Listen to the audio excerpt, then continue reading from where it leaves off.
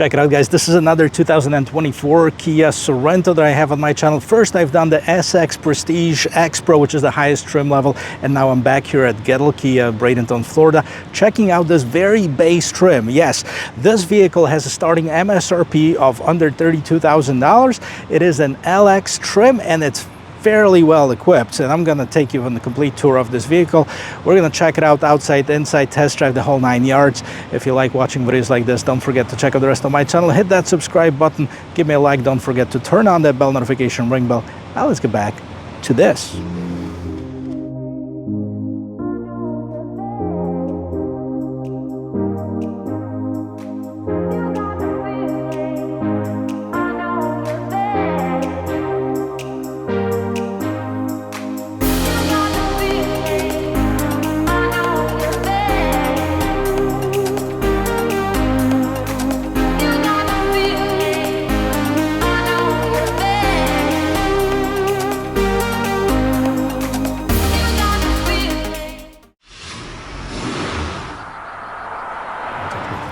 And since this is not a hybrid, we have this fresh look like we've seen in the SX Prestige. Very similar look. It's the same hood, right? You have some grooves on the side, big Kia logo right here. We have a brand new grille.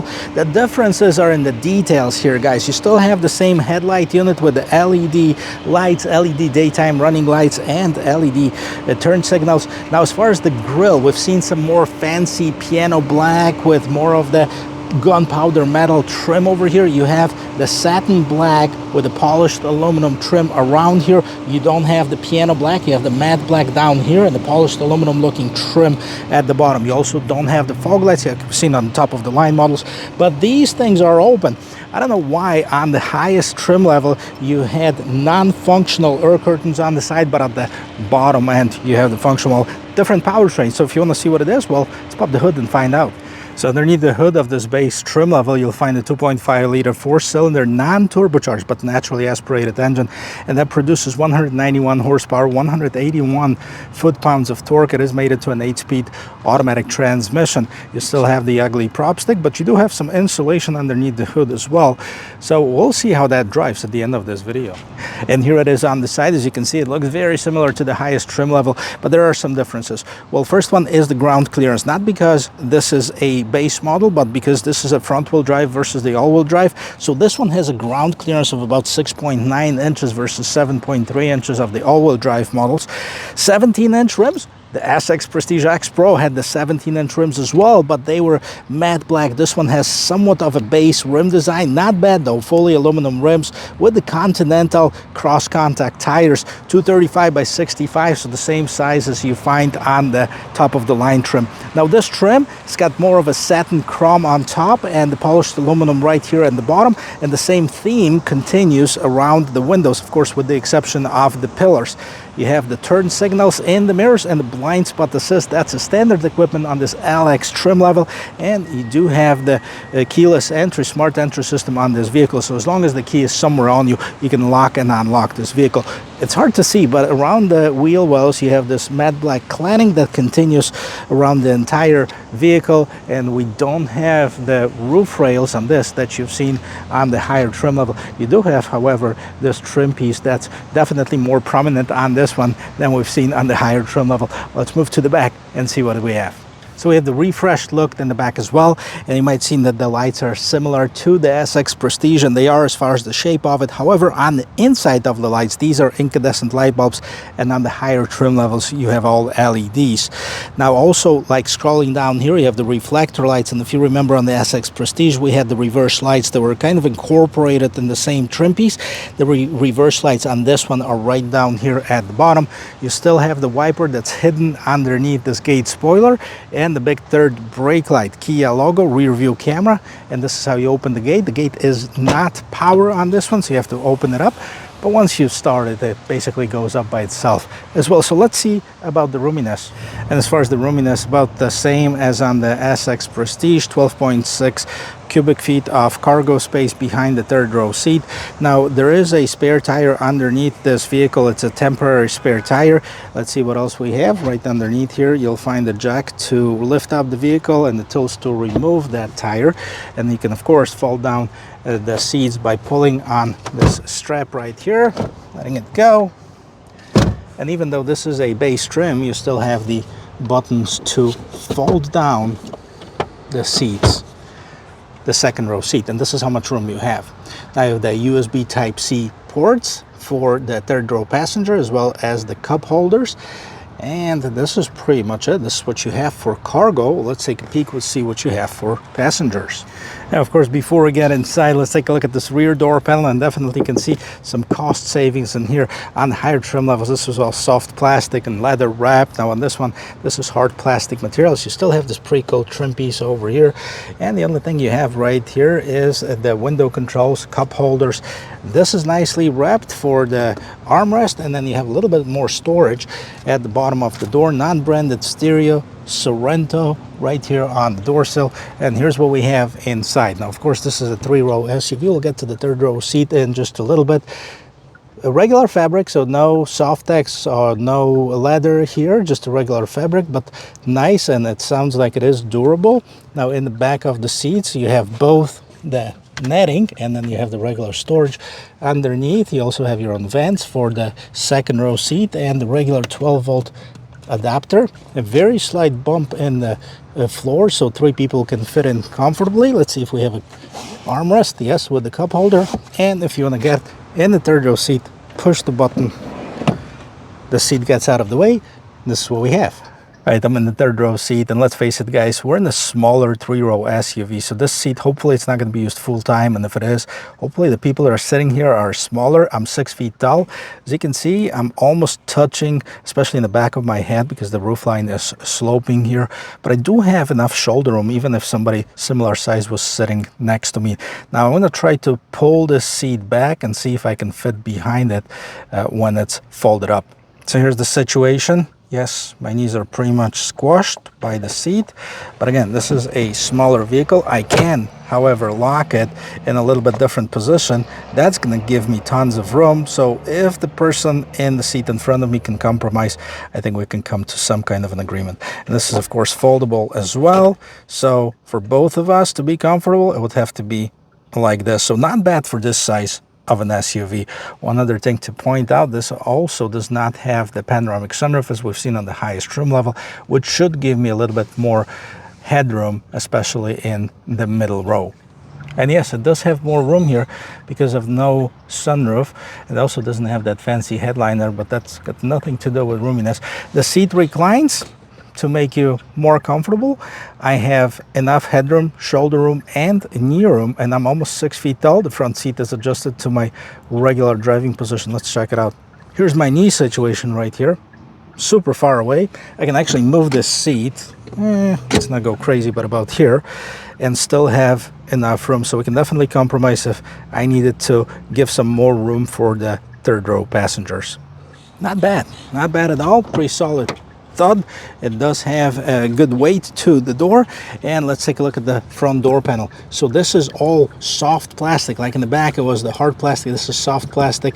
This is even soft plastic. You have some soft materials right by your armrest, and of course we have the window control, lock controls, mirror controls, more storage underneath here. And moving inside of here, yes, you don't have a power adjustment on the seats like we've seen on the higher trim levels, and the same seats as in the back, of course more contoured because these are front seats, so more supportive, but the same material used.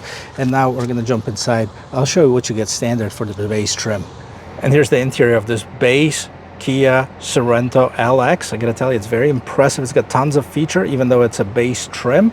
I like this two-tier dashboard. This is soft material. This is kind of the gunpowder metal looking trim, polished aluminum trim. Same as far as the vents on the side, same as far as vents in the middle here. And you have two screens. There's some differences here. We're gonna go over that in just a little bit. And the steering wheel, base steering wheel. So of course you don't have the leather wrapping, just a basic steering wheel, but you still have a bunch of buttons on the side. So same buttons, mode and the start button are customizable. You have the phone button, volume button, mute button, voice control, and on this side you have the menu button, cruise control, and adaptive cruise control. So that's standard even on the base trim. Lane keep assist, Kia logo in the middle, no pedal shifters on the steering wheel, and here's one of the screens. So Kia on their website says it's a 4-inch display. I think they're referring to the display that's right here in the middle, and that's the only thing that you can basically change and customize. The other thing is set, but you have a display of the speedometer and the tachometer on the other side. At the bottom you have the fuel gauge and the temperature. At the top you have the distance to empty as well as the gear indicator. So let's see what else we have. This is the current trip. We have the lane keep assist, tire pressure, and back to the current trip. Now some of those can have sub menus, so since refueling, since last reset, auto stop, and back to the current trip. And this is it, and here it is. So not much as far as the customization in here. Now let me see if I change the drive mode, if anything changes. So we have the Eco, Normal, and Sport, and I believe that screen has not been set up to change. Well, the drive modes are changing. I'm going to fix that and show you how it's done. So let's move to the infotainment system right here. 12.3-inch screen. Slightly different because we don't have as many features here as we've seen on the SX Prestige. So no navigation standard. However, you can use Android Auto, Apple CarPlay. Both of them are available with the wired or wireless connection. You have the FM, AM, Sirius XM. That's as far as your radio sources. And then let's go back here. Here's the 1/3 of the screen that you can also customize. You have a compass, and underneath the compass you have the latitude, longitude, and elevation. We're at 30 feet. Yippee. Okay, you can hide it if you wanted to. Back to the home screen, main menu. So we have the phone projection, valet mode, vehicle diagnostics, activate to experience connected services. So we're not going to activate it now. Maintenance, notification, online manual, and setup. And here's where you can customize some of the settings on the vehicle. So we have the vehicle, sound device connection, screen layout, display. Let's take a look at here. Camera settings, blue light filter. Go back here. That's not what I'm looking for. I'm looking for a cluster right here. So cluster theme selection, link to drive mode. Now it's fixed. Now let's see if anything changes as far as the drive mode. So we're going to change that to Smart, Sport, and Normal, and the only thing that changes is the color of the background. So not much customization, definitely not as many features as on the highest trim level. Let's take a look at the rear view camera. And of course it doesn't have the top down view, but the quality of the camera is pretty decent. You still have 3 different angles: the top down view, wide angle, narrow angle, and then you have a bit of settings so you can extend the rear view monitor, rear view parking guidelines. You can turn them on or off. Let's get out of here, put it back in park, and scroll down because there's some differences down underneath here as well. So we have this screen. This is shiny versus kind of this matte screen that we've seen on the other one. I like the other one better. And one thing that jumps out right away, we don't have the automatic climate control. This is just regular settings. You can adjust manually the fan and the temperature without knowing what the temperature is. There's some shortcuts in here for where the air is coming from, and if you hit this button right here, as you can see, it changes and it gives you a whole bunch of buttons. They like home, seek, track, map, search, media, and setup. Now this one doesn't have that navigation, so it directs you to the Android Auto, Apple CarPlay, but this is still dual function on here. Down underneath we don't have the wireless charging, but you still have the regular USB Type-C and the USB Type-C that can be used for just charging or charging and media. And here's your gear shifter. Okay, we don't have the pedal shifters on the steering wheel, but we can move it to the left and shift gears, manually if you wanted to. Drive modes, that's where it's changing. You have the auto stop, auto hold, hill descent assist, and here activates the rear view camera. You also have the electronic parking brake, cup holders. Here's the brand new Kia key, by the way. So you have the lock, unlock, hold for panic button, and you also have the remote starter. That's a standard equipment even on this base trim, which is a really nice feature. And then you have tons more room right here in this middle console. On top, we don't have this digital mirror. This is the regular mirror, no home link system. And right on top here, you only have the light controls, the Kia Connect, and the SOS button. And we have the mirrors. Illumination is right on top here. If you so desire. And this is the interior of it. Even though it's not as fancy as the top of the line trim, it is fairly well equipped. Let me know what you think about it.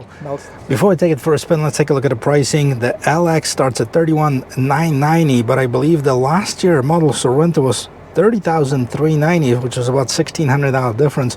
Now the second trim level is S at $34,390, EX at $37,990, X-Line EX all-wheel drive $41,690, SX at $41,690, X-Line SX all-wheel drive $43,490, X-Line SX Prestige all-wheel drive $46,390, X Pro SX Prestige all-wheel drive, that's the one that I tested before, $47,390. So for anyone that's looking for a 3-row SUV, would like to have a nicely equipped vehicle, starts at $31,990. All right, the other thing to talk about is the gas mileage. This one, 26 is the combined number, 23 in the city, 31 on the expressway. Not bad for not being a hybrid vehicle. We're going to cover hybrids in a separate video. Now the hybrids, interestingly, have not been updated with the new look. They still have the look from 2023, but hopefully they're going to catch up in 2025. Before we take it on the road, let's quickly do a quick 360 to see how it turns. So steering wheel all the way to the left, 1, 2, 3, 4.5 parking spots, half and 4, about 4.5 parking spots, which is pretty much standard as far as what you get with the vehicle this size, 189 inches. Let me do some twists and turns in here. Okay. I mean, the suspension is on the stiffer side, which is actually good. I mean, I don't like too soft of a suspension on anything. And we're going to take it on the road. See the acceleration there. This is a naturally aspirated engine. It's about 90 horsepower less than on the turbo one, which was 281 horsepower. This is 191. We'll see how it drives. Again, I already tell that there's no lag. Of course, there's no turbo, so there's no turbo lag on this particular one. So it feels a little bit different, but doesn't feel bad at all. I think it's, you know, it's about 7 in the high 7 seconds, 0 to 60. Still not bad for this size of a vehicle this class. If you're looking for something that takes you from point A, point B, gives you enough room, gives you 3 rows and accommodation for, you know, 5 larger people and 2 smaller ones, because that's basically what that is. Okay, merging in traffic, no issues here. I like that it's not a CVT. You have the regular torque converter transmission, 8 gears, very nice and smooth as far as the drive of this vehicle.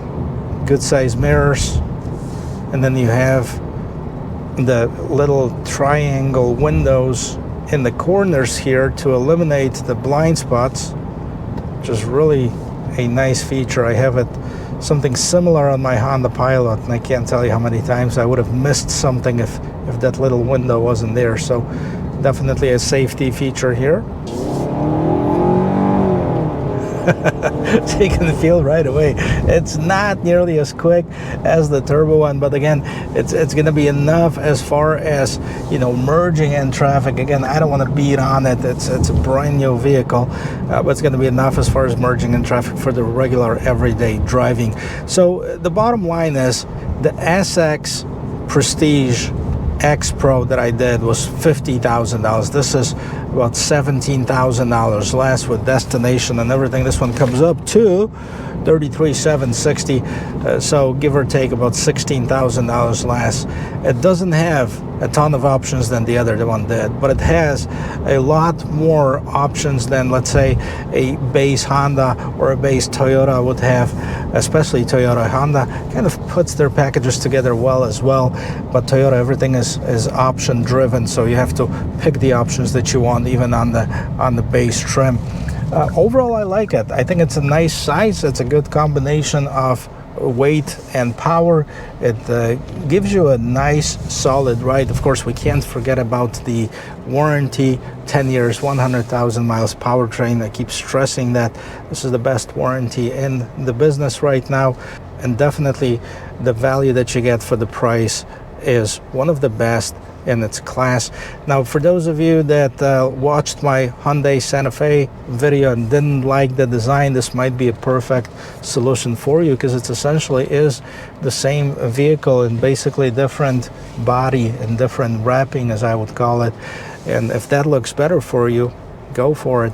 Guys, thank you very much for watching. I hope this was helpful, and I hope you found one or two things that you like about this video. If so, don't forget to give me a like, turn on that bell notification ring bell, and subscribe to the channel. And I'll see you in my next video. Cheers.